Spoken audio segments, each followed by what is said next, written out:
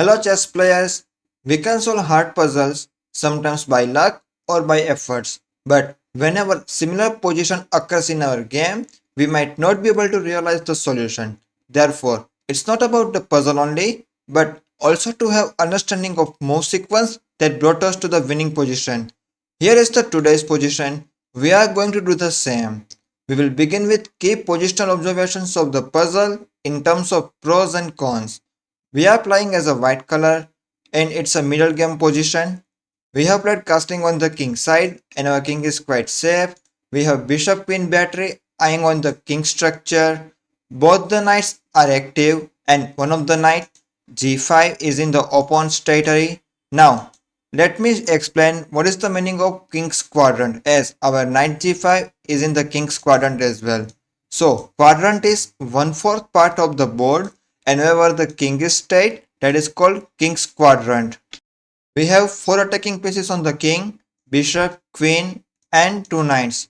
Now let us see the another side of the board. Black's queen out of the active area. The queen is isolated by e6 pawn.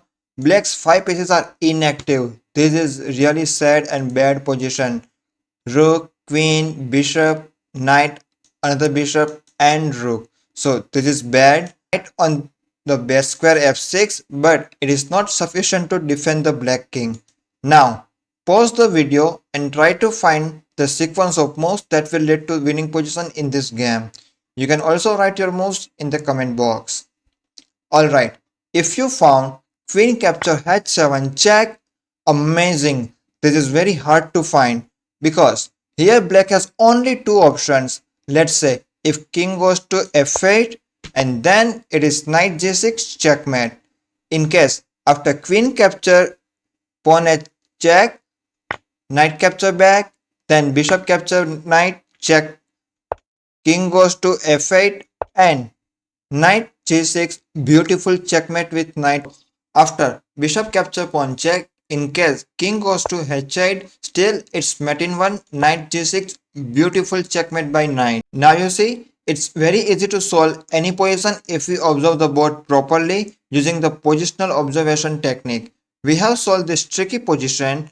We might be able to recreate similar position in our game. Now let us understand the steps that brought us to this position. Therefore, let's begin from the starting. Pawn e4, controlling the center square. Pawn e6, French defense opening. Pawn d4, gaining the center control, opening both the bishop. Pawn d5, knight d2, developing our minor piece and defending our pawn e4. Knight f6, developing black's minor piece and controlling center squares. Pawn e5, advancing our pawn in the opponent's area. This is opponent's area and also attacking on the knight. Knight d7, defending knight. Bishop d3, developing a minor piece and setting towards the h7. Pawn c5.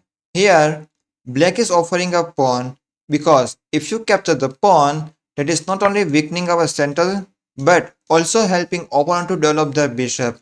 So instead of capturing a pawn, we should play pawn c3, not only defending our pawn but in case pawn push come, we can save our bishop on c2 square. Knight c6, developing a minor piece, controlling on the center. Knight e2, defending our pawn on the center and preparing for castling. Bishop e7, developing a minor piece and black is preparing for the castling. Castling to increase the king's safety. Queen b6, improving their queen, and here black is threatening attack on d4 pawn. We have only 2 defenders, our pawn and knight, but black has 3 attackers, queen, knight and pawn. Knight f3, defending our pawn. Now we also have 3 attackers. Castling, black is increasing the king's safety. Knight f4, this is a novelty and here we are setting up a trap of pawn sacrifice. How? In case opponent is grabbing this pawn, we can simply capture back, but again if black is too greedy to capture this pawn, knight capture pawn, we would get free knight. At this moment opponent cannot capture this knight because queen capture knight is a blunder. Why? Bishop capture h7 check. It is discovered attack on queen. So after the king capture our bishop, we can win this queen. So that's why it's a beautiful trap setup. An opponent is avoiding it. Pawn f5, preparing for knight b4.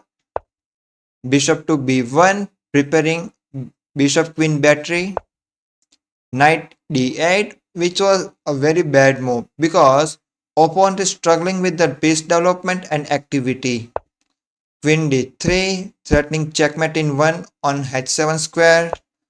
Pawn f5, defending a checkmate.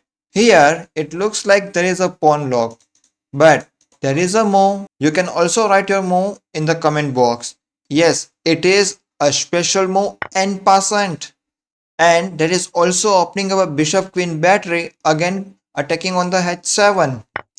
Knight capture f6, capturing back and defending checkmate. Knight g5, a novelty, a really good move, increasing one more attacker. So now we have bishop queen knight 3 attackers, black has only 2 defenders. Rook e8, here we are at our position.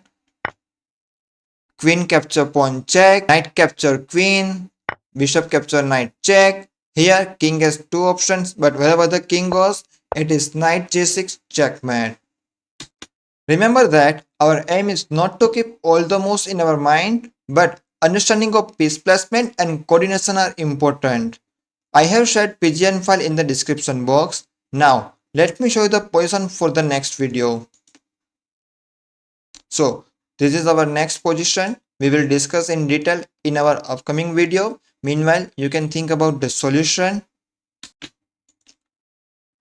I hope you have learned something new today. Check out my other videos and comment your feedback. Stay tuned for the next video. Thanks for watching.